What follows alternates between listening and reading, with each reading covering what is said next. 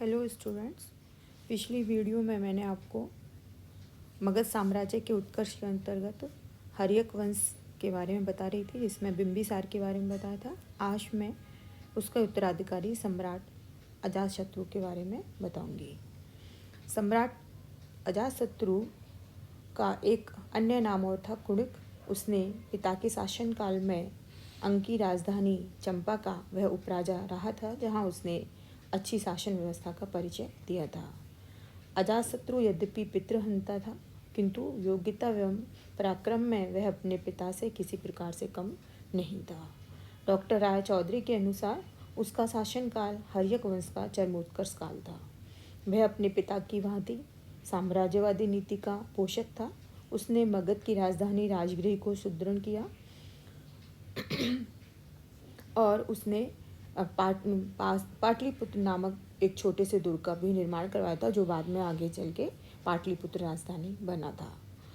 बिंबिसार ने मगध के पूर्वी राज्यों को जीत लिया था, अतः अजातशत्रु ने राज्य विस्तार हेतु उत्तर तथा पश्चिम राज्यों की ओर अपना ध्यान केंद्रित किया। क्योंकि वह भी अपने पिता की भांति साम्राज्यवादी नीति का पोषक था, तो उस समय जब वह शासक बना था, कौशल, वज्जीसंघ, अवंती आदि महत्वपूर्ण शासक थे और साम्राज्य विस्तार के लिए निश्चित है कि इन तीनों से युद्ध करना आवश्यक था। तो जब उसने साम्राज्य विस्तार किया तो उनके साथ उसको युद्ध लड़ना पड़ा। पहला युद्ध उसका हुआ था कौशल से युद्ध। इसका प्रमुख कारण था, जब अजातशत्रु ने अपने पिता को कैद कर लिया था और उसके पिता की मृत्यु हो गई थी, तो उसकी जो रानी थी कौशल देवी, उसने भी अब आत्महत्या कर ली थी, उसकी भी मृत्यु हो गई थी। तो उससे दुखी होकर के, क्योंकि प्रसेनजीत ने बिंबिसार को 1 लाख वार्षिक आय का काशी का प्रदेश विवाह के दहेज में दिया था। तो जब यह घटना घटित हुई तो प्रसेनजीत ने उस क्षेत्र को वापस वापस ले लिया, अपने कब्जे में कर लिया। तो यह मुख्य कारण रहा था। उसके अलावा एक कारण, जो मूल कारण है, वो है मगध की बढ़ती हुई शक्ति को सीमित करना। कौशल नरेश के लिए, क्योंकि कौशल नरेश मगध का पड़ोसी राज्य था और वह उसकी बढ़ती हुई शक्ति को कैसे सहन कर सकता था, इस कारण से उन दोनों के मध्य युद्ध होना स्वाभाविक था। काशी के प्रश्न पर दोनों के राज्यों में भयंकर संघर्ष छिड़ गया और वह काफ़ी लंबे समय तक रहा। ठीक है, इस जो काशी का प्रदेश था उसको लेकर के युद्ध चढ़ा और लंबे समय तक रहा। कभी किसी की विजय हो जाती थी, कभी किसी की विजय हो जाती थी, दोनों ही पक्ष एक समान थे। अतः प्रसेनजीत ने फिर बाद में अजातशत्रु के साथ सुलह कर ली। ठीक है, उन दोनों के बीच में सुलह हुई और उस सुलह के पश्चात प्रसेनजीत ने अपनी पुत्री वाजिरा का विवाह किसके साथ कर दिया? वाजिरा का विवाह अजातशत्रु के साथ कर दिया, का विवाह कर दिया और उसको काशी का प्रदेश भी वापस प्रदान कर दिया। काशी का प्रदेश भी प्रदान कर दिया गया। मैं वापस फिर पुनः लिख देती हूँ ये चीज़। वाजिरा का विवाह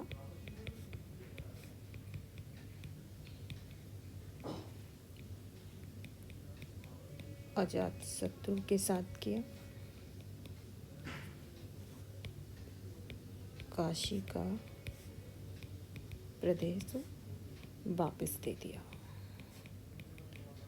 तो इस प्रकार से दोनों के बीच में पुनः मित्रता हो गई और उस कौशल नरेश के साथ उसके पुनः अच्छे संबंध स्थापित हो गए। दूसरा जो युद्ध हुआ था वो था बज्जी संघ के साथ। बज्जी संघ के साथ इसका युद्ध, दूसरा युद्ध हुआ था, जो वैशाली के लिच्छवी थे। उस समय जो बज्जी संघ था, शक्तिशाली गणराज्यों में से एक था। उसमें लिच्छवी, मल्ल आदि राज्य सम्मिलित थे। इस युद्ध का मुख्य कारण अजातशत्रु की साम्राज्यवादी नीति थी, लेकिन इसके अतिरिक्त, यानी पहला कारण तो ये था ही, लेकिन इसके अतिरिक्त और भी सामाजिक आर्थिक कारण बतलाए गए हैं। जैसे जैन साहित्य के अनुसार अजातशत्रु ने चेलन्ना के पुत्रों से, उसके 2 पुत्र थे चेलन्ना के, उनसे सचेनक नामक हाथी और बहुमूल्य हार वापस मांगा था। 18 लड़ियों का एक बहुमूल्य हार था जो बिम्बिसार ने अपने इन पुत्रों को दिया था। तो जैसे ही अजातशत्रु शासक बना, तो शासक बनते ही उसने उनसे कहा कि वह हार वापस दे। तो वो दोनों ही जो पुत्र थे वो अपने नाना के यहाँ चले गए और उन्होंने हार देने से इनकार कर दिया। तो जब अजातशत्रु की आज्ञा का अवहेलना की गई उनके द्वारा, तो इस कारण से अजातशत्रु ने नाराज होकर के वैशाली पर आक्रमण कर दिया।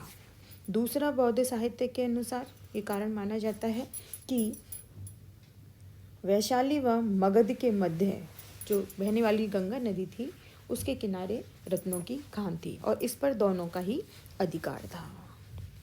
किसकी खान थी? रत्नों की खान थी और इस पर दोनों का ही अधिकार था, यानी कि वैशाली का भी अधिकार था और मगध का भी अधिकार था। लेकिन कुछ वर्षों से इसका सर्वाधिक लाभ कौन ले रहा था? वैशाली राज्य ले रहा था। तो वह अब अजातशत्रु खान पर पूरा अधिकार करना चाहता था। इस कारण से उसने वैशाली पर अधिकार कर दिया। इसके अतिरिक्त मगध राजतंत्रात्मक शासन प्रणाली वाला राज्य था और वैशाली गणतंत्रात्मक राज्य वाला प्रणाली राज्य था। अतः साम्राज्यवाद के लिए गणतंत्र को समाप्त करना अजातशत्रु की नीतियों के अनुरूप था। तो इस प्रकार अपनी महत्वाकांक्षाओं को पूर्ण करने, मगध की सुरक्षा करने और साम्राज्य विस्तार के लिए अजातशत्रु ने वैशाली पर आक्रमण किया। वैशाली गणराज्य अपनी शक्ति की पराकाष्ठा पर था। उसे मालूम था कि वह केवल युद्ध नीति के द्वारा वैशाली पर अधिकार नहीं कर सकता। अतः अजातशत्रु ने भेद नीति काम में लेते हुए अपने मंत्री बसकार को वैशाली में फूट डालने के लिए भेजा। अथक प्रयत्न किए, उसके द्वारा प्रयास किए गए। उसके पश्चात उसके प्रयत्न सफल हुए, जिसके परिणाम स्वरूप क्या हुआ कि लिच्छवी जो पारस्परिक मेल, सौहार्द और अनुशासन के लिए प्रसिद्ध थे, परस्पर लड़ने लगे और ऐसी अवस्था में अजातशत्रु ने विशाल स्तर पर सैनिक तैयारी से वैशाली पर आक्रमण कर दिया और वैशाली परास्त हुआ और वह मगध में मिला लिया गया और उसके शासक चेतक ने कुएं में डूबकर अपनी जान दे दी।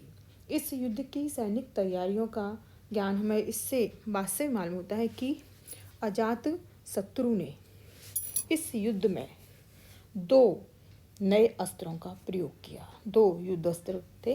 पहला था रथमूसल,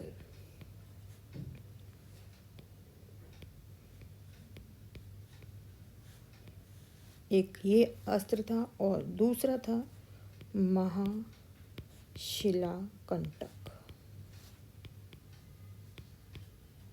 ये 2 नए प्रकार के युद्ध अस्त्रों का प्रयोग किया गया था।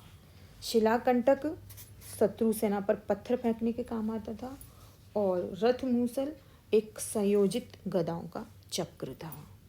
तो इन 2 नए अस्त्रों का प्रयोग किया गया था, जिससे वैशाली के लोग परिचित नहीं थे, सैनिक परिचित नहीं थे। इस कारण से इस युद्ध में कौन विजयी हुआ? अजातशत्रु विजयी हुआ। तीसरा अगला आता है अवंती के विरुद्ध मोर्चा। अवंती से सीधा युद्ध नहीं हुआ था, केवल एक दूसरे के विरुद्ध युद्ध की तैयारी की थी। वैशाली पर विजय ने मगध साम्राज्य का विस्तार कर दिया। अतः अवंती के शासक प्रद्योत ने मगध पर आक्रमण करने की योजना प्रारंभ कर दी। अजातशत्रु स्वयं भी जागृत था। उसने भी अवंती से मुकाबला करने के लिए राज्य में मोर्चाबंदी शुरू कर दी। तो अवंती का शासक कौन है? प्रद्योत।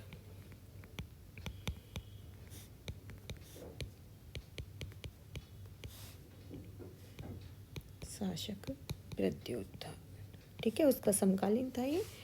और दोनों ने बिल्कुल अपने युद्ध की तैयारी कर दी थी। वज्र निकाय में कहा गया है कि अजातशत्रु ने अपनी राजधानी राजगृह का ध्रुवीकरण कराया था, क्योंकि उसे आशंका थी कि कहीं प्रद्योत आक्रमण ना कर दे। और दोनों एक दूसरे से भयभीत भी थे, लेकिन दोनों शासकों ने अंत तक कोई युद्ध नहीं किया। फिर भी मगध की साम्राज्य विस्तार की नीति पर अवंती अंकुश लगाने में असमर्थ ही रहा और दोनों ने एक दूसरे के विरुद्ध कोई भी युद्ध नहीं किया और केवल युद्ध की तैयारी ही करके रह गए। तो इस प्रकार अजातशत्रु ने मगध साम्राज्य के विस्तार को आगे बढ़ाकर अपने पिता के स्वप्न को पूरा करने का प्रयत्न किया और वहीं अपनी सैन्य शक्ति द्वारा मगध साम्राज्य को सुदृढ़ता भी प्रदान की। अगला आता है मगध, उसका अजातशत्रु का धर्म क्या था। प्रारंभ में वह जैन धर्म की ओर उसका झुकाव था प्रारंभ में, किंतु वैशाली की विजय के बाद, जब वैशाली उसने विजय की उसके बाद वह किसका अनुयायी बन गया, बौद्ध धर्म का। वैशाली की विजय के बाद उसने महावीर तथा बुद्ध दोनों को अपने राज्य में सम्मान दिया था और उसके शासनकाल में जो उपलब्धि मानी जाती है, मुख्य उपलब्धि, कि उसके शासनकाल में प्रथम बौद्ध संगीति का आयोजन किया गया था। कहाँ किया गया था, राजगिरी में प्रथम बौद्ध संगीति का आयोजन किया गया था। बुद्ध के महापरिनिर्वाण के पश्चात अजातशत्रु ने उनके शरीर के अवशेषों के जो कुछ भाग प्राप्त किए थे उस पर कुशीनगर में एक स्तूप का निर्माण करवाया था। ये उनके द्वारा प्रथम बौद्ध संगीति में उसके द्वारा किया गया था। उसकी मृत्यु भी, अजातशत्रु की मृत्यु ठीक कैसे हुई, जैसे पिता की हुई थी। बौद्ध साहित्य के अनुसार उसके पुत्र उदाई ने अजातशत्रु का वध करके सिंहासन को प्राप्त किया था। तो इस प्रकार उदाई को भी क्या माना जाता है, पितृहंता कहा जाता है। और जो अजातशत्रु है उसका जो अगला शासक बना था, उसका जो उत्तराधिकारी बना था, वो कौन था, उदाई। उदाई भी अपने पूर्वजों की भांति साम्राज्यवादी था। उसकी जो प्रमुख जो उपलब्धि मानी जाती है उदाई की, वो है गंगा एवं सोन नदी के संगम पर पाटलिपुत्र नगर की स्थापना। ये उदाई के द्वारा की गई थी पाटलिपुत्र नगर की स्थापना, और यही पाटलिपुत्र आगे चल करके बाद में मगध की राजधानी बना था और लंबे समय तक यह पाटलिपुत्र मगध की राजधानी बना था। यह पश्चिम में पूर्व में जाने वाले व्यापारिक मार्ग पर स्थित होने के कारण भी पाटलिपुत्र सामरिक दृष्टि से बहुत महत्वपूर्ण था। उसके अलावा अवंती के जो प्रद्युत का जो कई बार उसके साथ संघर्ष हुआ था, उदाई ने उसको परास्त भी किया था, लेकिन पूरी तरह परास्त कर दिया हुआ इस तरह के कोई साक्ष्य नहीं मिलते, क्योंकि बाद में अवंती को जीतने का जो श्रेय है वो शिशुनाग वंश को जाता है। लेकिन उदाई की जो मृत्यु है वो भी उसकी हत्या की गई थी। उसके पीछे ये माना जाता है कि जब वह जैन धर्म के प्रवचन सुन रहा था तभी एक जैन वेशधारी साधु ने उसकी हत्या कर दी थी, और शायद उसके पीछे अवंती के शासक पालक का हाथ था। उदाई के पश्चात हर्यक वंश में 3 शासक और हुए थे, अनिरुद्ध, मुंड और नागदासक। ये तीनों ही शासक निर्बल और अयोग्य थे। इनके समय में कोई विशेष उपलब्धि या मगध साम्राज्य का विस्तार नहीं हुआ था, और अंतिम शासक जो नागदासक था उसको समाप्त करके, उसको हटा करके एक नए राजवंश की नींव मगध में डाली गई, और उस नए राजवंश का नाम था शिशुनाग वंश। तो अंतिम शासक जो था नागदासक, उसको हटा करके और मंत्रियों के समर्थन से शिशुनाग मगध साम्राज्य का शासक बना और नए राजवंश की नींव डाली गई। इसकी जो प्रमुख उपलब्धि है उसकी है अवंती के साथ युद्ध। अवंती और मगध के संबंध दोनों के बीच में हमेशा खींचतान तो रही थी साम्राज्यवादी को नीति को लेकर के, जैसा कि अजातशत्रु के समय में बताया था, लेकिन युद्ध नहीं हुआ था। और लेकिन अवंती को मगध साम्राज्य में मिलाने का जो श्रेय जाता है वो जाता है शिशुनाग को। शिशुनाग में प्रशासनिक योग्यता थी, साथ में साम्राज्यवादी भावना भी थी, और उसने सबसे पहला जो आक्रमण किया था अवंती पर। और अवंती का इस समय शासक था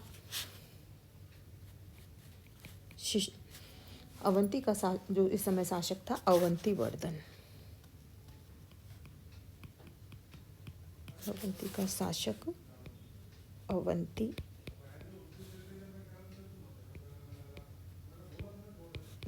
था। ठीक है, इस समय और इसको शिशुनाग ने पराजित किया था। इस प्रकार अजातशत्रु का जो अधूरा कार्य था उसको पूर्ण कर मगध साम्राज्य का विस्तार किया था। अवंती को मगध में मिलाने से कौशाम्बी एवं बस पर भी अधिकार हो गया था। शिशुनाग ने गिरिव्रज को अपनी राजधानी बनाया। ठीक है, इसने इसका जो दूसरा कार्य था शिशुनाग का, जो राजगिरी थी राजधानी पर, उसके स्थान पर इसने गिरिव्रज को राजधानी बनाया तथा इसका क्योंकि वैशाली से लगाव था, ये वैशाली इसकी माँ वैशाली की थी, तो इसने दूसरी राजधानी वैशाली को बनाया। इस कालांतर में उसकी वास्तविक राजधानी वैशाली हो गई थी। इसने लगभग 18 वर्ष तक शासन किया था और इसके समय में क्योंकि मगध साम्राज्य काफ़ी विस्तृत हो गया था, तो 2 राजधानियाँ इसके द्वारा बनाई गई थी, गिरिव्रज और वैशाली। इसका अगला उत्तराधिकारी था कालाशोक, जिसको इतिहास में काकवर्ण के नाम से भी जाना जाता है। और इसके समय की जो 2 प्रमुख घटनाएं हैं, एक है पाटलिपुत्र को राजधानी बनाना, यानी कि इन दोनों राजधानियों के स्थान पर, गिरिव्रज और वैशाली, इन दोनों के स्थान पर अब किसको राजधानी बना दिया गया?